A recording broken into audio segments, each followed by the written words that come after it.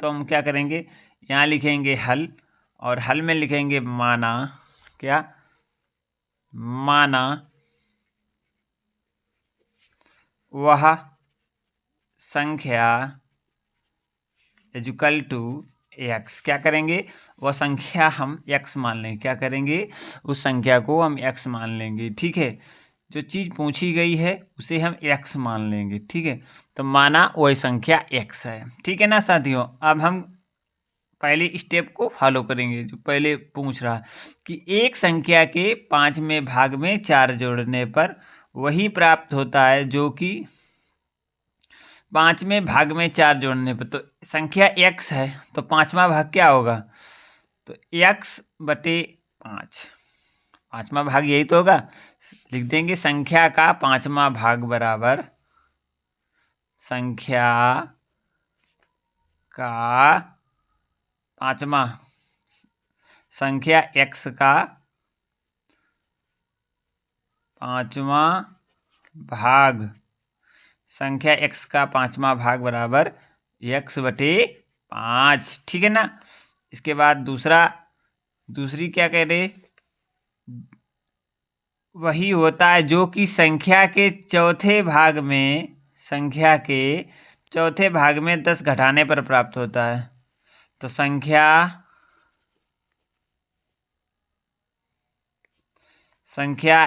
x के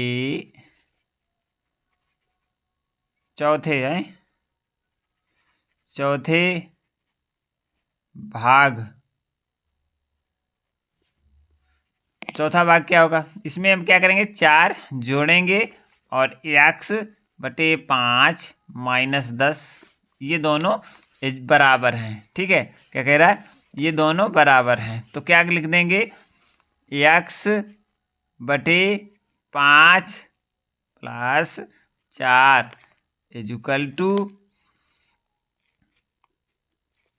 x/4 - 10। ठीक है ना। इसे अब हल करेंगे। कैसे हल करेंगे, ये वाले एक तरफ और ये वाले एक तरफ, 4 एक तरफ कर देंगे और अचर एक तरफ कर देंगे। ठीक है, तो x/5, ये प्लस का इधर आएगा तो माइनस का x - 4। ठीक है, माइनस का 10 है, माइनस का 10 है, और ये जाएगा इधर तो क्या हो जाएगा, माइनस का, ये प्लस का है तो उधर जाएगा माइनस का 4 हो जाएगा।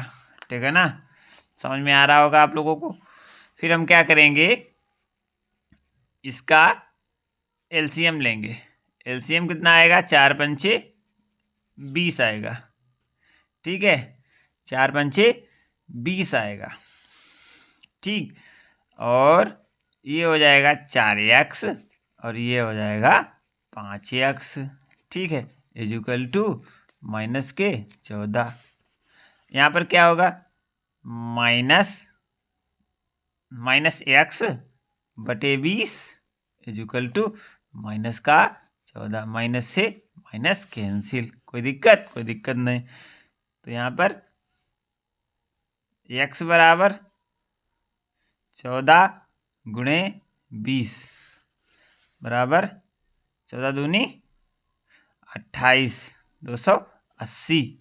यही हमारा आंसर होगा, यही हमारा आंसर राइट होगा। तो आशा करते हैं साथियों ये प्रश्न आपको समझ में आ गया होगा। चलते हैं साथियों, ऑप्शन देखेंगे तो 280, तो सी ऑप्शन इसके लिए बिल्कुल सही हो जाएगा।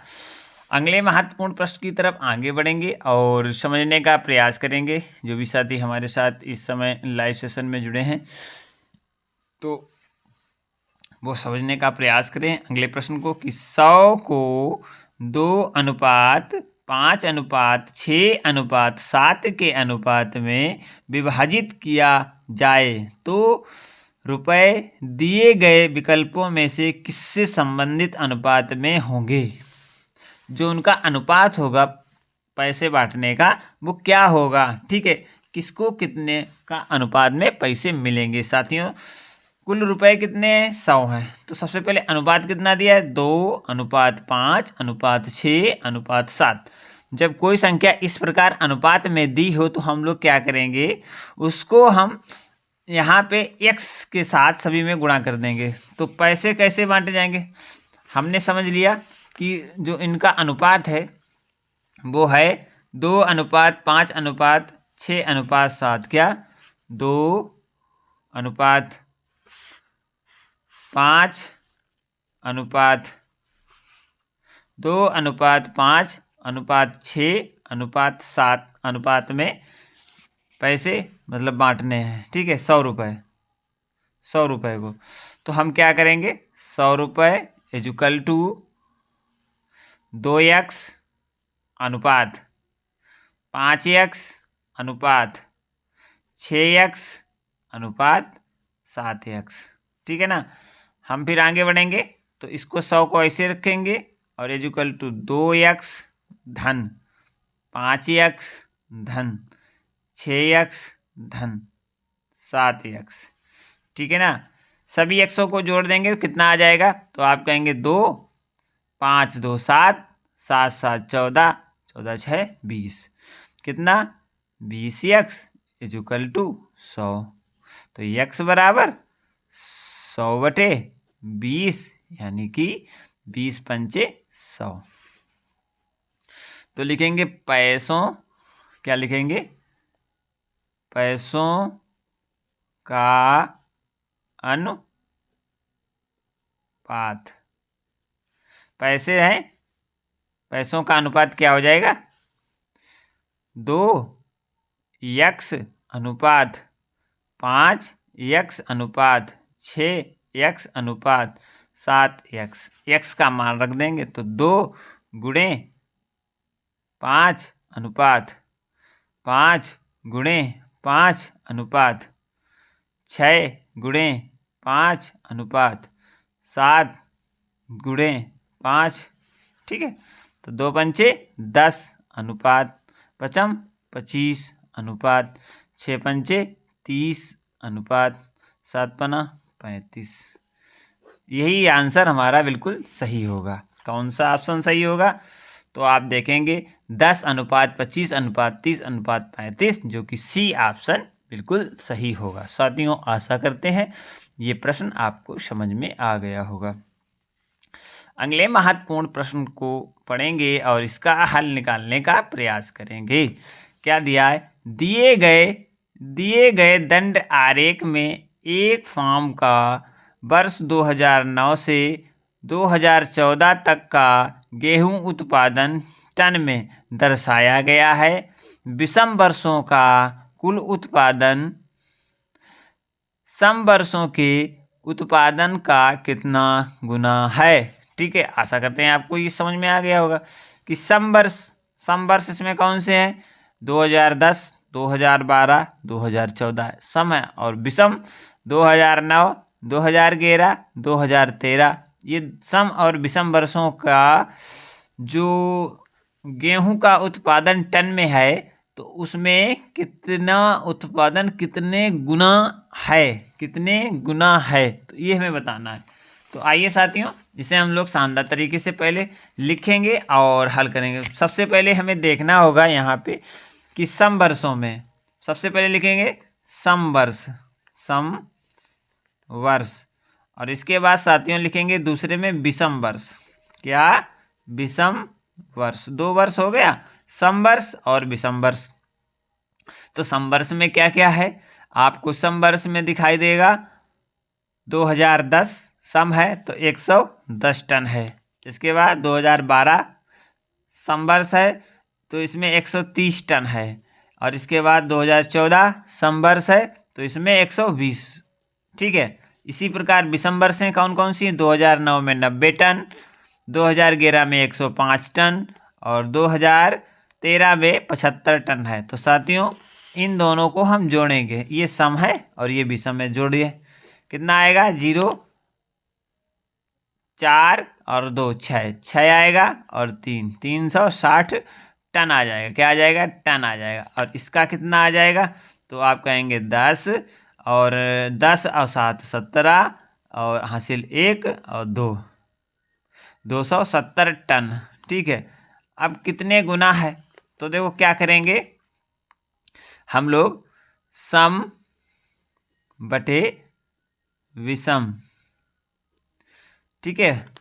और सम कितना है 360 बटे 270, दोनों से एक ही काट देंगे, कितना आएगा, तो आप कहेंगे इसे हम 3 से काटते हैं, 3 नेम 27, 3 एकम 3, 3 दूनी 6, ठीक है। अब 12 एकम 12, सॉरी 9 एकम 9, कितने बचे 3, दशमलव लगाया, कितना हुआ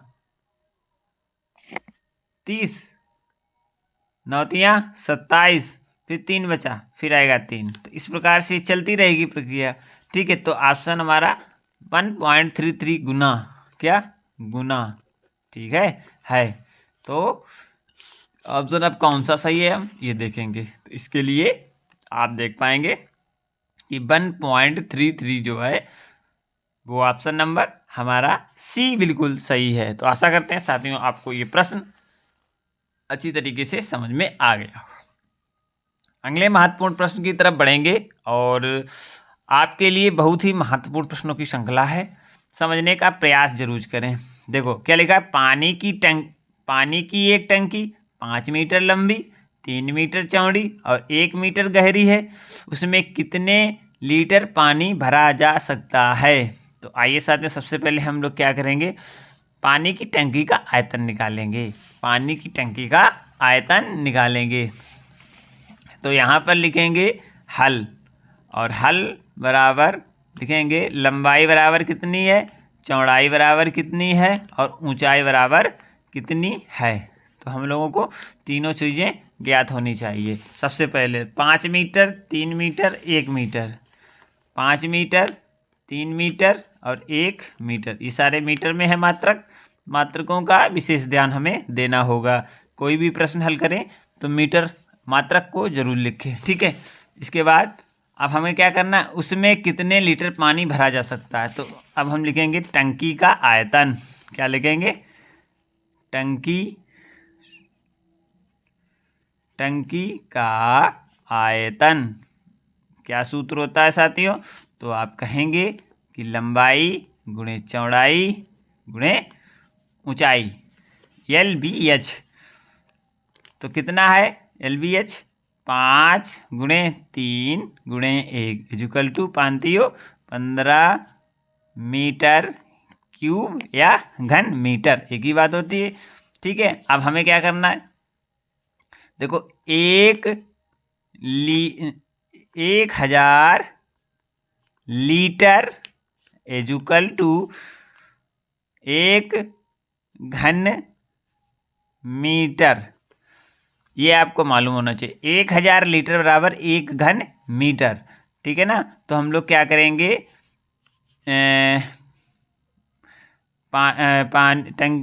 पानी टंकी में कुल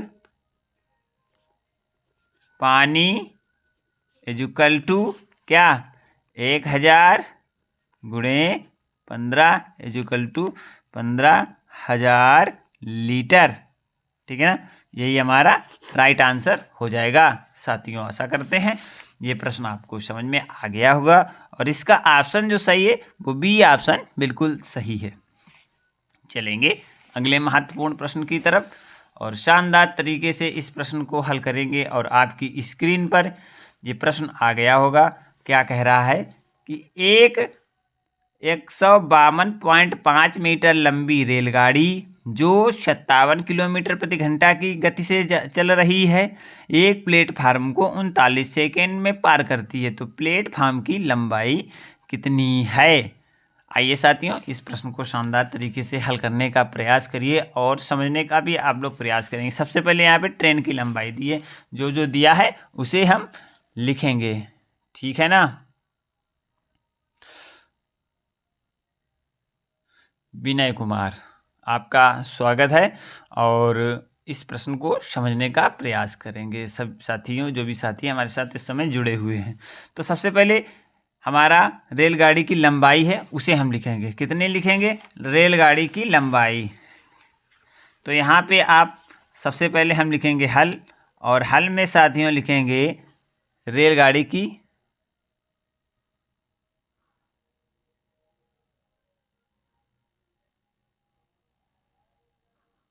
रोजी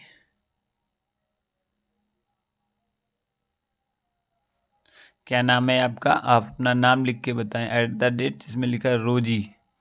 ठीक है, आपका नाम कंफर्म करें तब हम आपका नाम जरूर बोलेंगे। तो आप यहाँ पे देखेंगे कि जो हमारा निकला है रेलगाड़ी की लंबाई। अब हम रेलगाड़ी की लंबाई कितनी है, 152 मीटर। सबसे पहले लिख लेंगे रेलगाड़ी की लंबाई।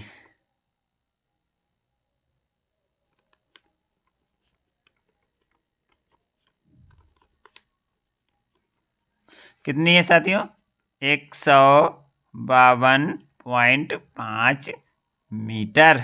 ठीक है ना। इसके बाद दिया है रेल की चाल, यानी कि रेलगाड़ी की गति को हम चाल कहते हैं। कितनी दी है, तो यहाँ पे आप देखेंगे गति दी है 57 किलोमीटर प्रति घंटा। क्या दिए, 57 किलोमीटर प्रति घंटा। इसके बाद आप देखेंगे क्या दिया है, तो आप कहेंगे इसके बाद दिया है समय, प्लेटफार्म को पार करने में लगा समय है, प्लेटफार्म को समय या समय लिख सकते हैं, या प्लेटफार्म को पार करने में लगा समय। ठीक है, ये भी लिख सकते हैं क्या, प्लेटफार्म को पार करने में लगा समय। ठीक है, कितना समय लगा, तो आप कहेंगे 39 सेकेंड। ठीक है ना। दो चीज़ें क्लियर हो गई, तीनों चीज़ें क्लियर हैं। क्या दिया है, रेलगाड़ी की लंबाई, रेलगाड़ी की गति, और यहाँ पे प्लेटफार्म को पार करने में लगा समय। अब हमें क्या ज्ञात करना है, प्लेटफार्म की लंबाई। क्या, प्लेटफार्म की लंबाई, तो हम इसे x मान लेंगे। ठीक है, प्लेटफार्म की लंबाई में ज्ञात करनी है तो हम इसे मान लेंगे x। ठीक है, अब क्या कंडीशन क्या है, देखो क्या क्या कह रहा है कि ये हमारी रेलगाड़ी है, कितनी है, 152.5 मीटर, और ये हमारा प्लेटफॉर्म है, कितना है, तो आप कहेंगे x मीटर है। हमें मालूम ही नहीं तो हमने इसे x मीटर मान लिया। अब टोटल लंबाई कितनी हो गई, जो ट्रेन कुल लंबाई 39 सेकेंड में चलेगी, कुल दूरी, जो ट्रेन कुल दूरी 39 सेकेंड में चलेगी वो कितनी हो जाएगी, तो आप कहेंगे कि 152.5 + x। इसे हम क्या लिख सकते हैं, ट्रेन द्वारा चली गई कुल दूरी। क्या लिखेंगे, ट्रेन द्वारा चली गई कुल दूरी। ठीक है, बराबर इतनी। ठीक है, समझ में आ गया होगा। तो कुल दूरी मिल गई हमें।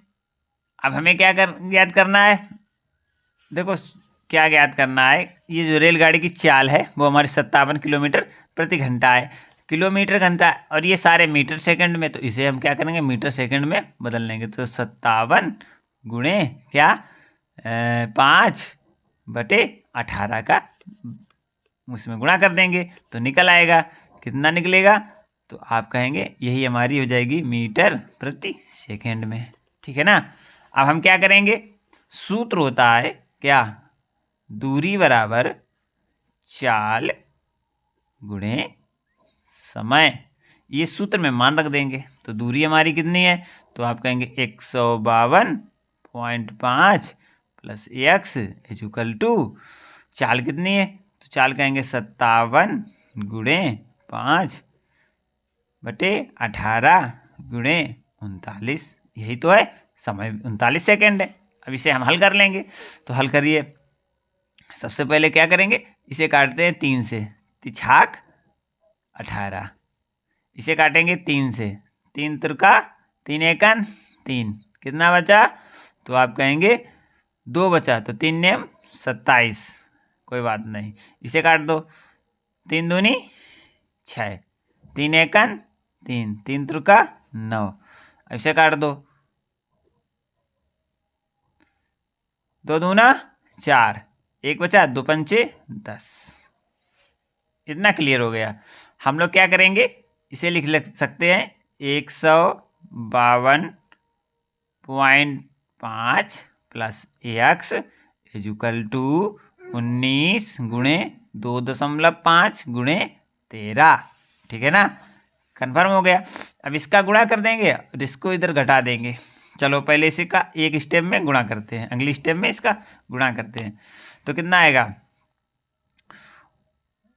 13 का गुणा 19 में करेंगे तो कर लो। 13 का गुणा 19 में यहाँ पे करते हैं 13 गुणे 19, कितना आएगा, तो 9 तियाँ 27 लिख लो। 1 एकन 1 लिख लो, 3 एकन 3, 9 एकन 9, 9 3 12, 12 यहाँ फिर लिख लेंगे।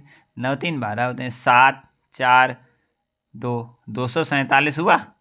247 में गुणा 25, 247 आया। इसमें हम गुणा कितना कर देंगे, 25 का कर देंगे, कितना आएगा, तो आप कहेंगे कि 5 सत्ते 35 हासिल 3 और 5 चक्कू 20 और 3 20 3 23 हासिल 2 और 5 दूनी 10 और 10 2 12।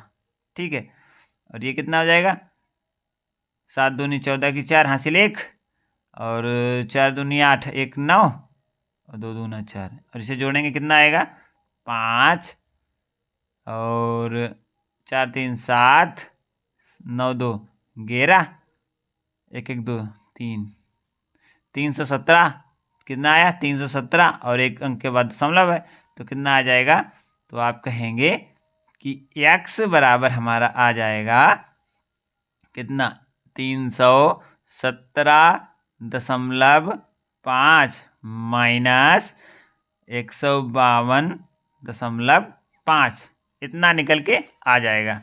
अब हम क्या करेंगे, अब हम करेंगे इसे घटाएंगे, किसको, 317.5 माइनस 152.5 को, तो 5 से 5 जाएगा 0, 7 से 2 जाएगा 5, अब यहाँ पे 11, 11 में से 5 जब हमारा जाएगा तो 6, और यहाँ पे बचा है कितना, 3, यहाँ रह गया 2, 2 से 1 से 1 गया 1, मतलब यहाँ पे देखो